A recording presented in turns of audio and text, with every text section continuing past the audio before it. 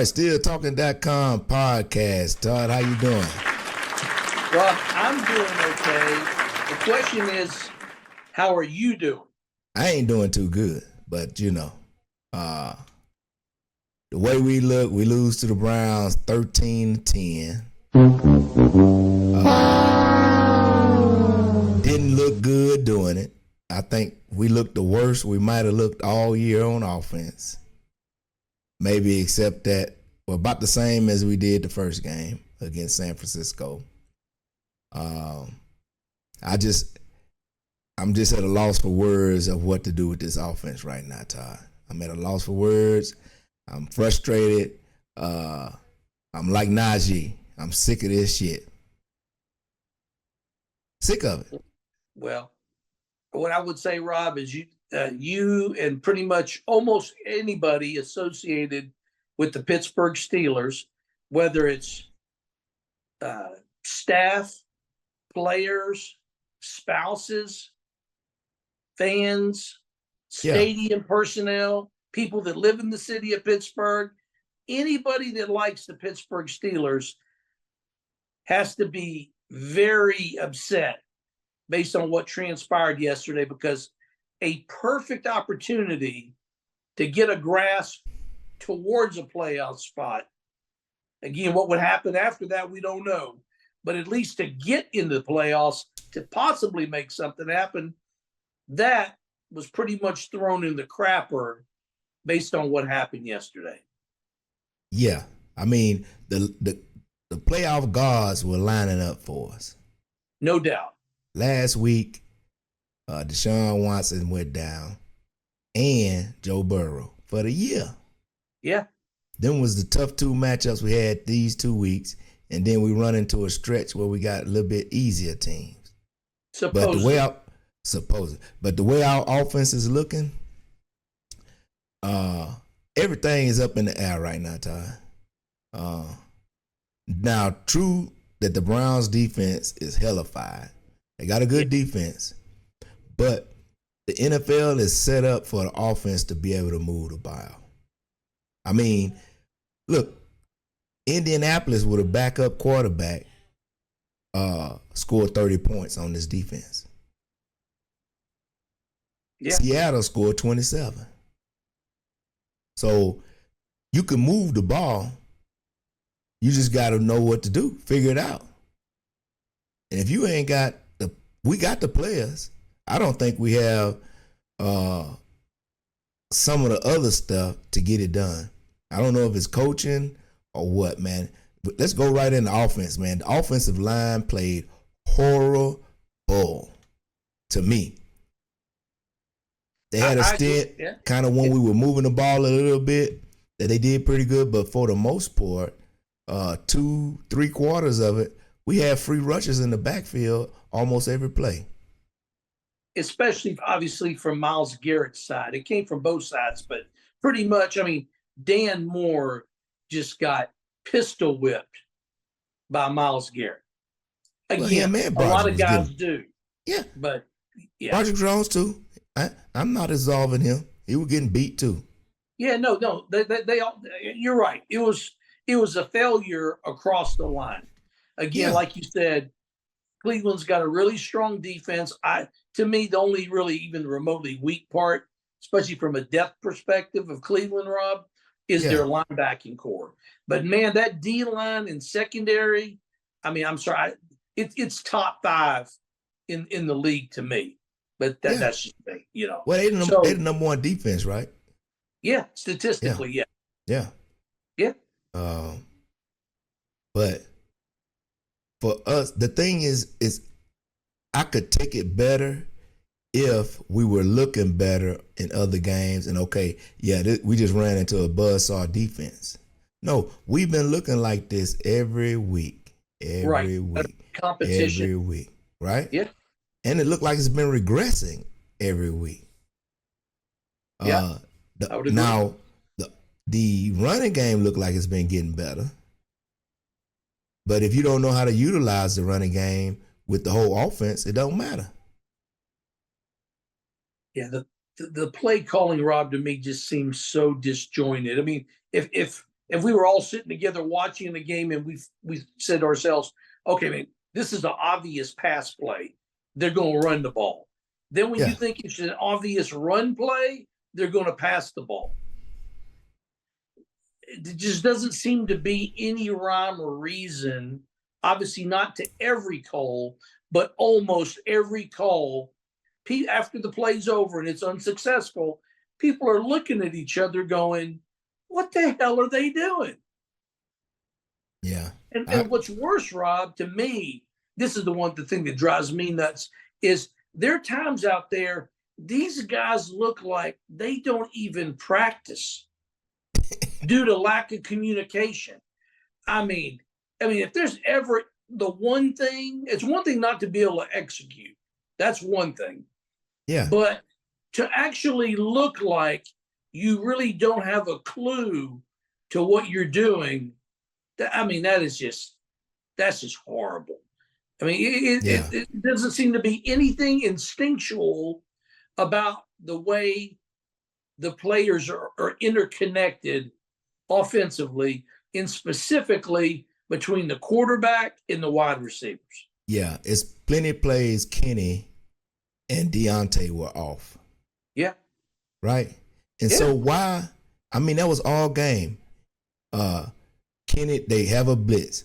Kenny reads one thing, Deontay reads another. The ball sails where nobody's at. That happened 2 or 3 times. Then you get to the last drive and you want to throw it 3 times at Deontay when it haven't done anything all game? Exactly. What is that? Yeah. What is that? And again, in doing so, because there were pass plays, you didn't take any time off the clock. None. Run the ball. 14 seconds. God, run the ball. Yeah. The one thing you've had success doing all day, and you decide not to do it on the very last drive of the game when you know you need to move the ball to get into field goal position. And Jalen only had 9 carries. I always say this, it's not a knock on Najee. He's not that type of back. When our offensive line is having struggles like this, Jalen is the one that can miss a guy in the backfield and still pick up yardage. Najee can't. That ain't a knock on him. No, a lot of running backs can't do that. His athleticism is just not set up that way. Yeah, I'm with you. So Jalen's more like Barry Sanders. He can shoot and juke a little bit more and get out of the way of some of that. That don't make it good or bad. Really, it's bad because your offensive lineman, it shouldn't be happening. But they 2 different backs. A team that's quick, fast like that, Jalen should get most of the burn. He should get most of the carries and most of the playing time. But they refuse. It's like they don't want to hurt. I don't know if they don't want to hurt their own feelings because they picked Najee number 1 and Jalen came in here and took over. Right. Or they don't want to hurt Najee's feelings. Man, we all professionals. You know what you're good at and you know what you're not good at. And you see the results by the play on the field. So you shouldn't be hurting anybody's feelings. You might be hurt, but what can you say? Now, all Najee can say is, Jalen needed to play. You know what I'm saying? Yeah. It's the sight. I'm seeing it. And I ain't a pro. I'm not an offensive coordinator, Todd. I'm just observing the game. Why they can't see it? Why Canada can't see that? Rob, going back to what you were saying, to me, it's a little bit of both. That first of all, the coaches definitely do not want to admit that they were wrong. I think that is a big, big part of it. I know that, well, I don't know. Some people would say, well, they would never think of coaches as being vain or egotistical, but they're people. So that automatically makes them susceptible to those types of thoughts. It's human nature. But like you said, given their position, you've got to find a way to get that out of your mind. And the only thing you should be thinking is what do I need to do to get this team on the right track to win football games? That's all that matters. People can hug it out or say goodbye to each other when the season's done. But right now, you got to put everything else aside and work together, whether you like each other, don't like each other, whatever the situation is. You have got to sell out for the common good.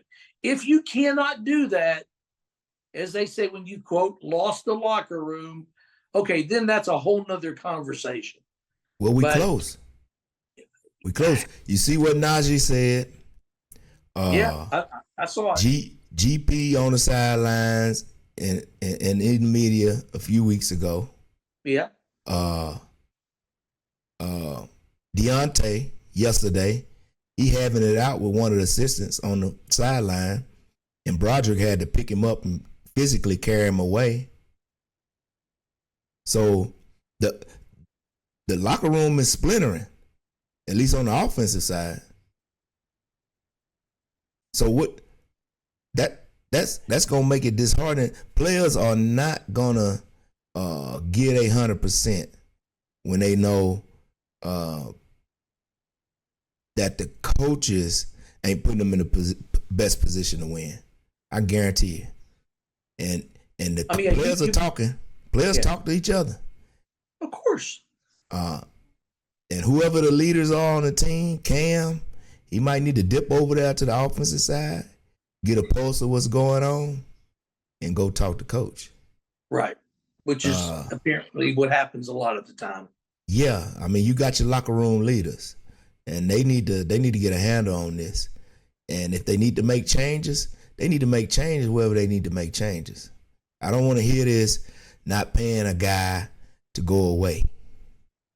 Sometimes you might have addition by subtraction, Todd.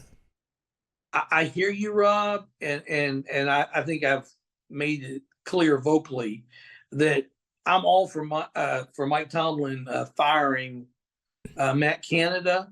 Yeah. But I got to admit, as a team, as they've held off on making this change, we're getting really, to me, to the point of no return. This thing should have been done. Matt Canada, after last season ended, Rob, had 2 years worth of film for Coach Tomlin to look at and evaluate. Right. There's no way you could have looked at those 2 years and come away with thinking Matt Canada needs to come back for another year. Yet that's exactly what they did. Yeah. Well, he still had money on the books, which is a piss poor excuse to me. It is when you're a billionaire. Exactly. You got the concessions, you got parking. Use some of that money, that cash money, to get him on out of there. Shoot, I'm getting tired of this bullcorn like that. I'm with you. Look, if we lose the Bengals next week and look like this trashy stuff we've been putting on film, I want the home crowd all game to be on their ass. Well, the game is going to be in Cincy, so you're going to have to wait. No, I'm talking about after. Okay. Because if we lose in Cincy and they come home and put something like that, it's going to be, for the rest of the year, it's going to be horrible. And I want it to be horrible. I want them where they can't stand it. So something got to happen. Something got to break loose, Todd. I'm sorry. Something got to break loose. KP, he looked like he don't even know what the hell he got going on, man. No, I can say he has no confidence. He has no confidence. Man, they showed a picture on the sideline. Canada trying to talk to him. He like this motherfucker haircut. You know what I'm saying? He just turned his head like, yeah, you're talking to me about, yeah, he like this together, yeah. You can see the disgust in his body language. Well, again, Rob, this goes because again, I said, players are like pawns. Okay, they have a role to fill in this overall hierarchy of football. Obviously, they're the product. They're the one that create the entertainment, but unfortunately, They're not the one that makes the personnel decisions, whether it's players on the team themselves or the coaching staff. So this is one of those things. These guys can be upset all they want. And I'm not saying they don't have a right to be upset. But the bottom line is, this is not like the NBA, where, as I'm using this as an example, TJ Watt is LeBron James and just goes over into coach's office or goes directly to the GM and says, hey, man, this guy got to go.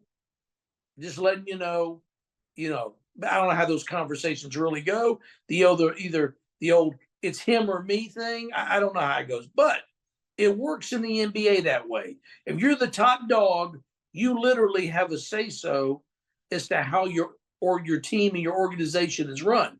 It doesn't work that way in the NFL. And because of that, and again, knowing, Rob, like you just said, how the Steelers operate, they are going to status quo this thing till the end of the season. Then they will reevaluate everything that took place and make what they deem to be the appropriate decisions. I'm not saying it's right. I'm just telling you that's what the Steelers do. And as you and I being lifetime fans, we don't have to agree with it, but we got to live with it. Man, fuck that. Status quo is not the standard. It's the part standard of the is the motherfucking standard. I'm getting mad now, Todd. You should be. I don't want to hear all this shit and talk about status quo. No, come on. You've been supporting Tomlin, and that is right. Okay, and that is how Tomlin thinks. Okay, I'm sorry. Man, I know it's hard to hear. No, we can't have status quo. Hey, I understand it. I'm not disagreeing with you, Rob. There are times, it may not be a lot of the time, but there are times when, yes, you're right. The status quo is not good enough. I get it.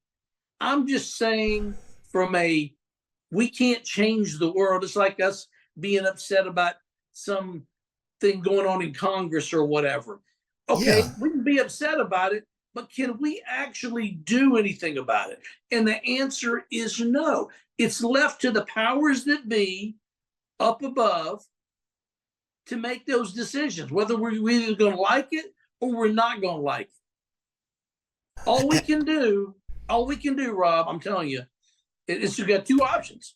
You continue to support the team, or you go find another team. I'm serious. That's why they say so-and-so's a casual fan or whatever. They're a seasonal fan. I don't know what it is.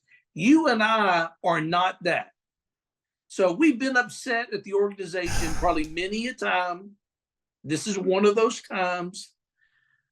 But we still got to go with what they go with. But nobody says we got to agree with it.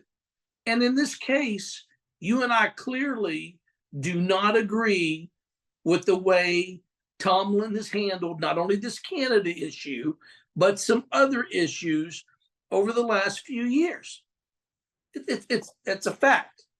Let me ask you something, Todd. Has Tomlin fired anyone mid-season? Not I can't that recall. I do not recall that ever happening, Rob. We'd really have to dig deep. But I think the last time the Steelers, a head coach, fired a coach during the season, it was Bill Cowher. And I think, because I read it somewhere, I want to say it was somewhere in like the early 90s. Yeah. That they fired, and I can't even remember if it was I think it was a coordinator. I think it was offensive coordinator. Yeah. So you got to go back a long ways. That's the bottom line. And that should tell you, unfortunately, all you need to know. This is the way the Steelers do business. I mean, God forbid, Rob, do we want to turn into the Las Vegas Raiders who just, are turning everything over, coaches and GMs every 2 to 3 years, because Mark Davis woke up one day and went, I'm just not feeling it anymore. We got to get some juice in this building. I mean, you can't do that. So we're going to have to find some happy medium here where we're still a consistent, thoughtful organization versus being the drop of the hat. I'm changing because I don't like the way things look kind of mentality. There's got to be something in between there. No, you have to get better at your hiring practices. I'm not again. I will not disagree. I don't want to see these retread. Want to be a coordinator for life, guys. We've been saying that. I want somebody hungry. Yes. Hungry. Not fat and full and glad that you gave him a job. And know that, I at least got this job for 5 years. Yeah. No. I want somebody hungry, and if I don't do my job right, I might be gone. Yeah. I mean, you got stability at head coach.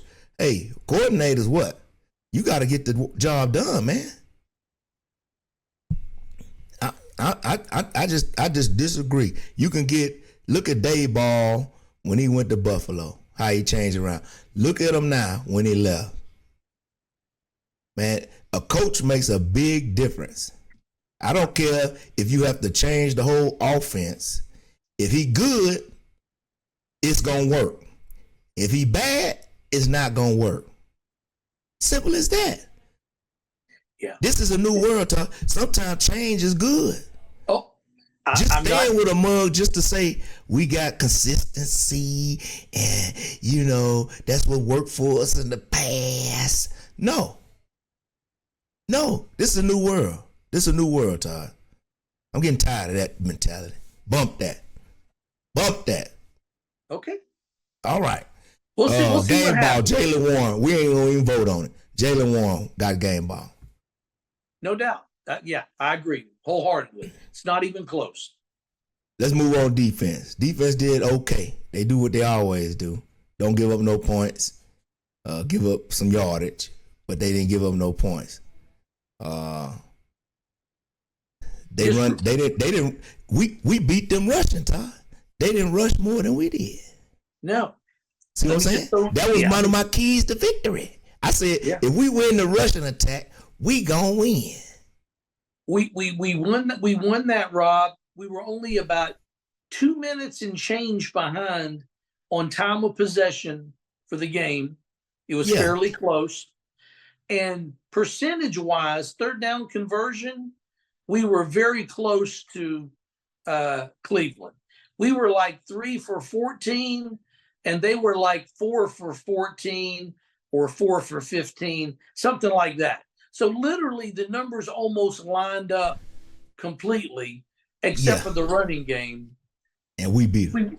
And we won the turnover battle. Granted, it's just 1 versus 0, and we still lost the game. Yeah. So, and just quickly feeding off what we're talking about on defense, Rob. The three drives that Cleveland scored on, Rob, none of them were more than 50-yard drives.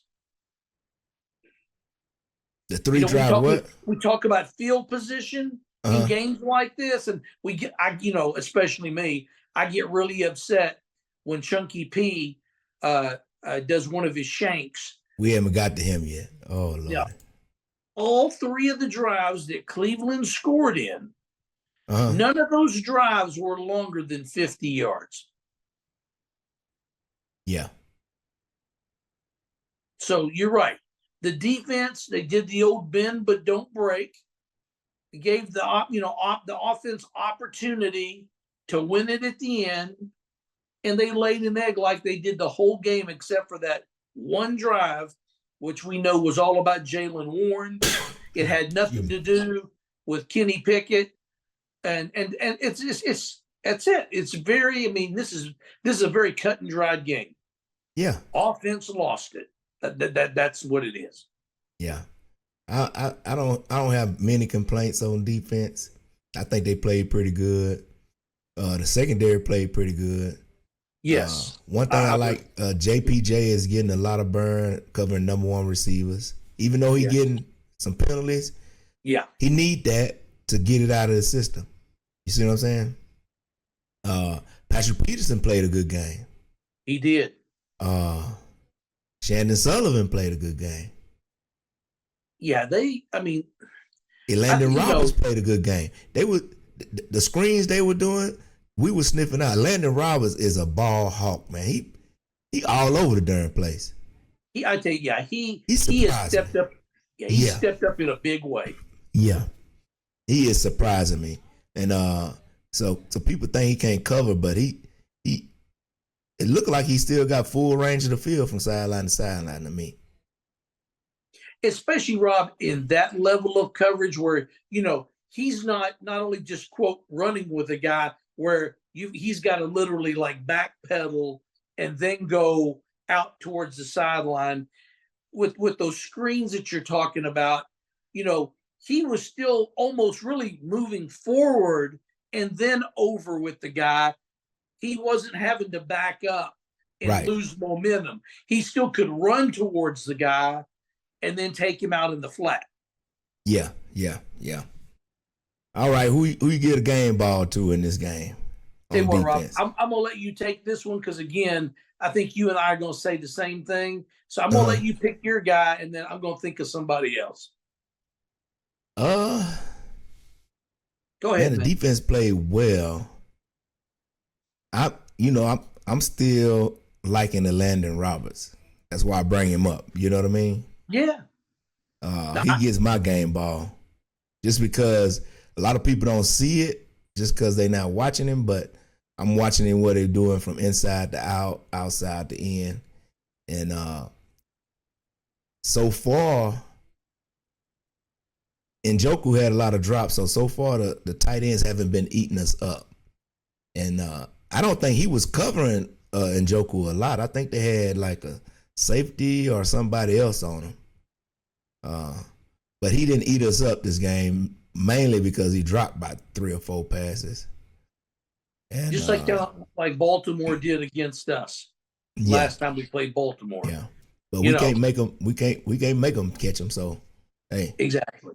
Well, I'll take one, man. Since you took Roberts, I'm going to do the homer pick. I'm going to go with TJ.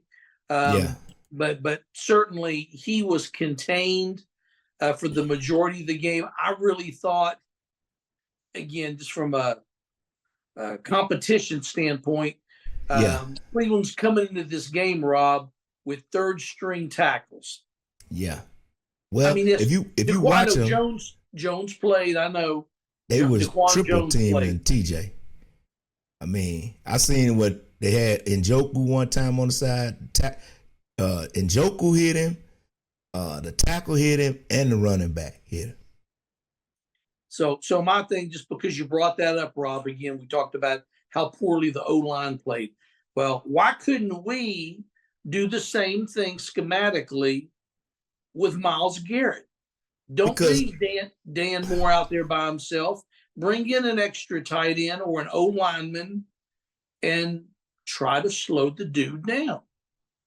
That's because Canada's incoherent, man. We already see he is not,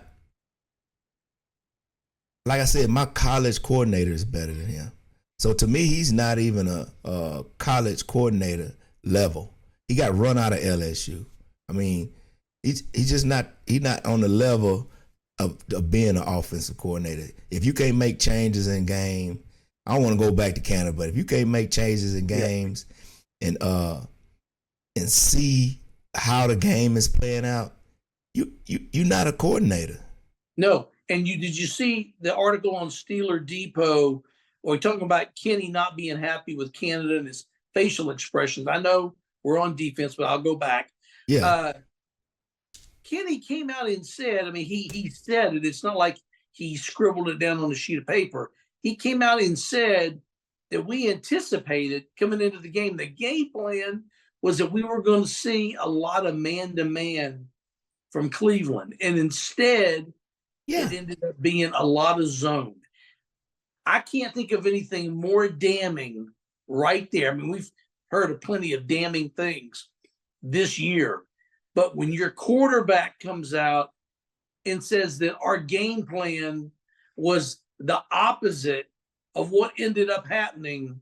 Yeah. Again, we don't need more ammunition for Matt Canada. We get it. But that is pretty damn bad when you can't even come up with a game plan or to even have an idea of what they're going to do. You do the exact opposite. That's bad. Todd, you do this all day. You should be able to be prepared for both. Yeah. You can't just come in and say, well, if they don't play man, we just ain't gonna be able to do nothing. Where they do that at, Todd? You a professional. You should be prepared if a dude's playing man or zone against you. You as a receiver and a quarterback should be prepared when you drop back. If it's zone or man, you know what to do. Yeah, I mean, what's the use in having a preseason? What was the use in having mini camps? What? Yeah, that's not an excuse. No, I'm glad I'm not interviewing Kenny because I'd be like, man, is that an excuse? I mean, what are you saying? Y'all do this all day. That's what we assume, Rob, that they do this all day. I'm thinking that somebody must be taking some naps during the day when they're supposed to be on the field or in the film room. Yeah, give me a game ball on defense, Ty. We can get back to Canada later. No, I said I'm going with TJ. I'm making a TJ. Okay, all right, TJ. Yeah. He got his one sack. That was it. Yeah, he got one. All right, let's move on. Special teams. Boz was Boz. Chunky P. Kenny, Rob, you know it's a really bad game when Boswell doesn't even get a chance to make a difference. Right. It's really bad. One field goal. That's it. Right. And we needed one more, and we would have won the game. Yeah. So. And Chunky P. Again, we've hammered this home, Rob, since he's been on the team. Yeah. They need to find somebody else to punt. It's just that damn stuff. They need to keep a punter on the practice squad. To me, Chunky P needs motivation in his rearview mirror. I was finna say something else, but he needs some motivation in his rearview mirror. Like somebody is there. It seemed like he plays better when he got some competition around. Well, even though now, my God, you can put 16 people on the practice squad, apparently the Steelers need to have so many extras in other positions that they can't afford to give one of those slots to a punter. Yeah, man. Chunky P. Hopefully got this. He had a few bad kicks, so hopefully he got all of them out. He had been doing good this year. He had been doing pretty good this year, Ty. Compared to previous years, yes, I will say this has been probably his best year. Yeah. Any injuries come out of the game, Todd, that you hear of? I didn't see anybody down on the ground too bad. Kenny had some dirt in his eye. That's about the only thing I seen. Yeah, I really can't remember anybody, like you said, struggling to get off the field or being on the field for an extended period of time. Now, I was really concerned during the game, Rob, a couple times where Cam had to gather himself. Yeah. And then get back up. I was like, Lord, please, Lord, don't let him have tweaked that damn groin again. Well, Cam, man, he just got to, sometimes he just, and I think that one time he was saving a timeout.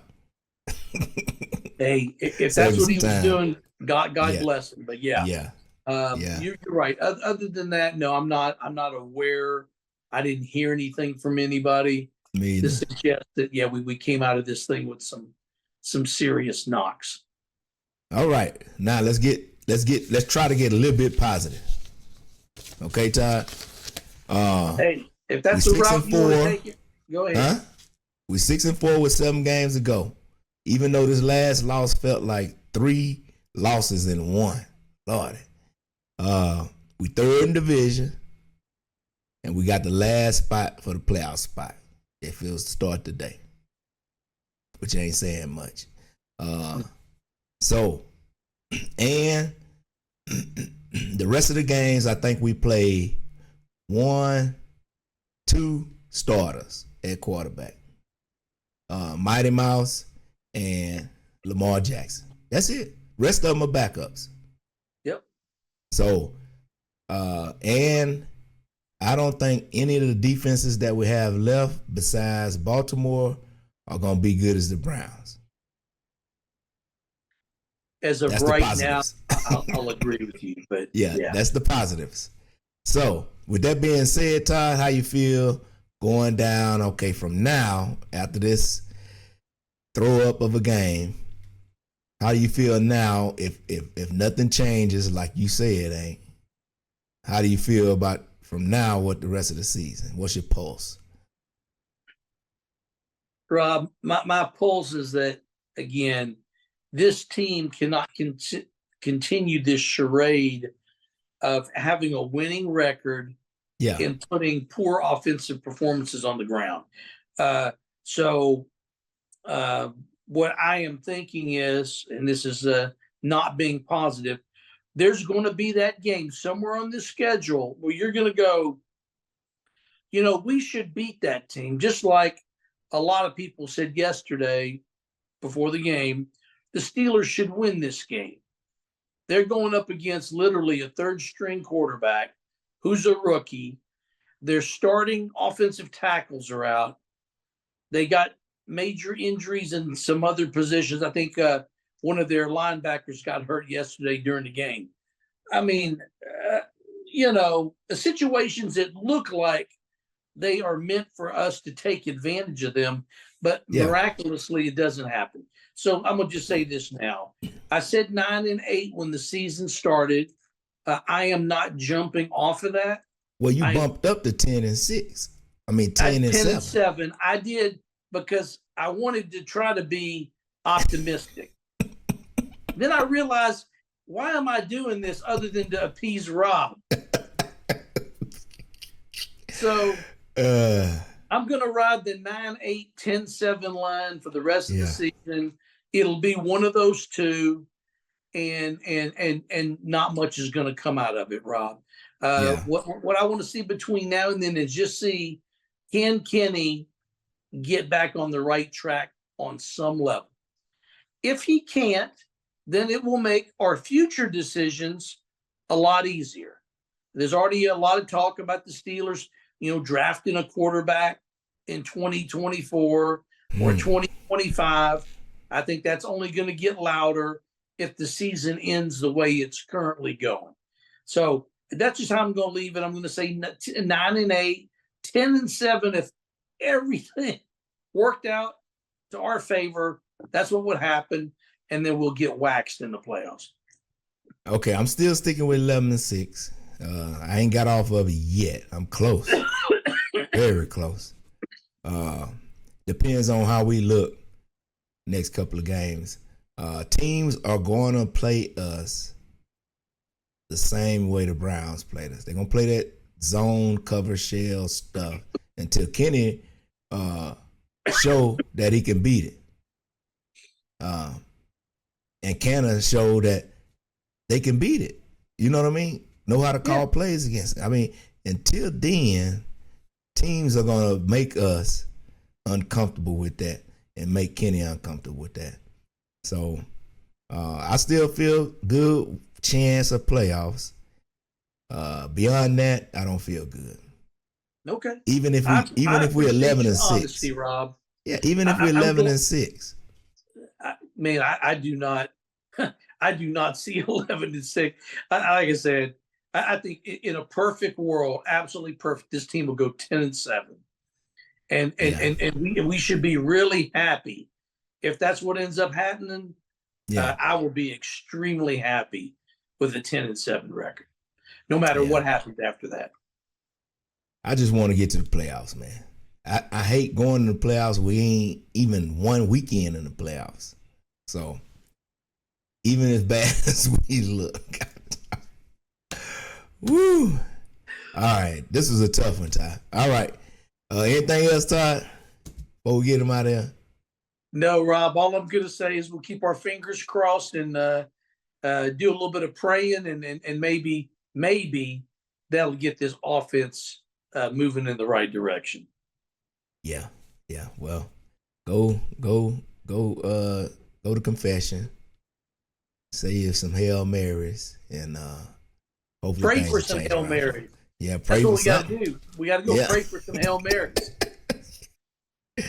Oh man. All right. Everybody, like and subscribe if you haven't yet. And we will be continuing to put some content out there and following the team and see what we're gonna do. It's gonna be interesting down the stretch. I'm still a little positive. I'm trying to hold on to my positivity. And Todd is regressing back into his negative old self. All right. And without further ado, here we go, Steelers. Here we go. Who? Who?